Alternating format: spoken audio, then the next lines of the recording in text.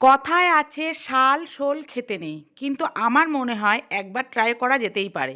তো এখানে শাল মানে মূলোটাকে বোঝানো হচ্ছে। প্রথমে মূলোটাকে কেটে ধুয়ে আমি সেদ্ধ বসিয়ে দিয়েছি, তারপরে মাছের গায়ে নুন হলুদ আর একটু কাঁচা তেল দিয়ে মাখিয়ে রাখলাম। এরপরে আমি মশলাগুলোকে এখানে একটা পেঁয়াজ, আদা, রসুন, কাঁচা লঙ্কা আর টমেটো দিয়ে আমি এটাকে পেস্ট করে নেব।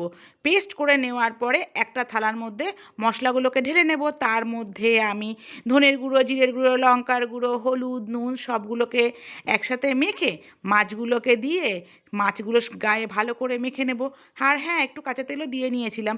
মাংসের মতন করে ঠিক মাখাতে হবে। মেখে আধা ঘন্টার জন্য রেখে দিয়েছি। এদিকে মূলোটা সেদ্ধ হয়ে গেছে। তেলের মধ্যে দিয়েছিলাম গোটা গরম মশলা ফোড়ন, তেজপাতা, শুকনো লঙ্কা, তারপরে দিয়েছি পেঁয়াজগুলো ভাজা হওয়ার পরে মাছগুলোকে দিয়ে বেশ ভালো করে কষিয়ে জল দিয়ে সাথে মূলোগুলোকে দিয়ে ঢাকা দিয়ে রেখে দিতে হবে।